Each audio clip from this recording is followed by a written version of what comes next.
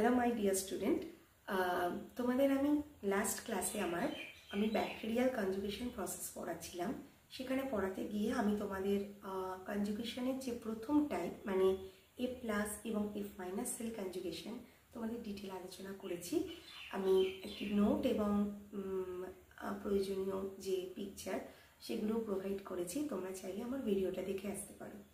আজকের এই ক্লাসে আমরা সেকেন্ড কনজুগেশন টাইপটাকে নিয়ে পড়াশোনা করব, that is HFR and F minus cell conjugation. তোমাদের এই জায়গাটা কিন্তু ভালো করে পড়তে হবে, কারণ এখান থেকে না তোমাদের শর্ট কোশ্চেন আসবে, হোয়াট ইজ HFR সেল। আগে আমরা এই HFR-কে পড়তে গিয়ে এর ফুল ফর্মটা পড়ে নিই। হ্যাঁ, আমরা দেখতে পাচ্ছ আমি লিখেছি H ক্যাপিটাল লেটার এবং FR-কে স্মল লেটারে আমি রিপ্রেজেন্ট করেছি। HFR এর full form high frequency recombination cell. এই জিনিসটা কীরকম দেখো, এই এ প্লাজমিড আমি আগের ক্লাসে পড়িয়েছি যে এ প্লাজমিড বা ফার্টিলিটি প্লাজমিড কী জিনিস। ইটস আ সেল ট্রান্সমিসেবল, এর নিজস্ব অরিজিন অফ রেপ্লিকেশন থাকে, ট্রাজিন থাকে, যেটা কিনা সেক্স পিলাসকে ডিটারমাইন করে, সেক্স পিলাসের এক্সপ্রেশনকে। সো এই এ প্লাজমিড কী হয় ব্যাকটেরিয়ার ক্ষেত্রে, মানে নিজস্ব ইন্ডিপেন্ডেন্টলিও থাকতে পারে, ডাবল স্ট্র্যান্ডেড ইন্ডিপেন্ডেন্টলি এ প্লাজমিড থাকতে পারে।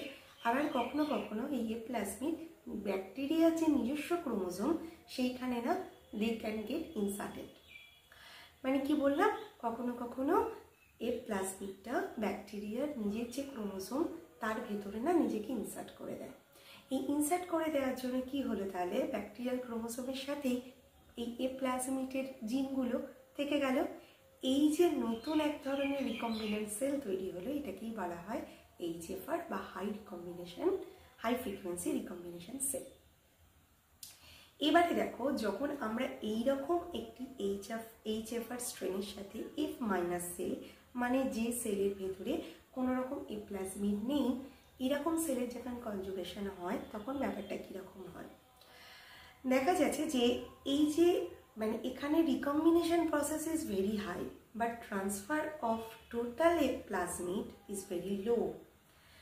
যখন এই এ প্লাজমিড ব্যাকটেরিয়ার ক্রোমোজোমের সাথে নিজেকে ইনসার্ট করে ফেলে, তারপরে দেখো যে ইনসার্ট করে ফেললেও ওর ভেতরে যদি এ প্লাজমিড আছে, they can express or they can form the sex pilus তৈরি করার পরে এই পিলাসটা এক্সটেন্ড করে টুয়ার্ডস আ রেসিপিয়েন্ট সেল, এবং রেসিপিয়েন্ট সেল এবং ডোনার সেলের ভেতর একটা ফিজিক্যাল কন্ট্যাক্ট এস্টাবলিশ করে।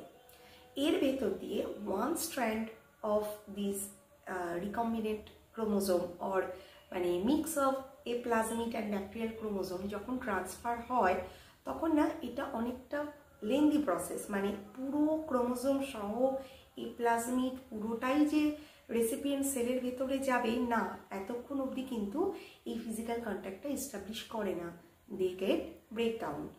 তার ফলে কি হয়, পুরো এ প্লাজমিড রেসিপিয়েন্ট সেলের ভেতরে যায় না। তাহলে কি হলো, এফ মাইনাস সেল কিন্তু পুরোপুরিভাবে এ প্লাস সেল হতে পারলো না, তাই না? আমরা যেরকম এর আগেরটাতে দেখেছিলাম যে এ প্লাস এবং এফ মাইনাসের ক্ষেত্রে after the end of this type of the conjugation both cell become A plus, কিন্তু in case of this HFR and F minus strain কি হয়, যেহেতু ফুল এ প্লাজমিড রেসিপিয়েন্ট সেলের ভিতরে যেতে পারে না, তাই কিন্তু recipient cell remain F minus.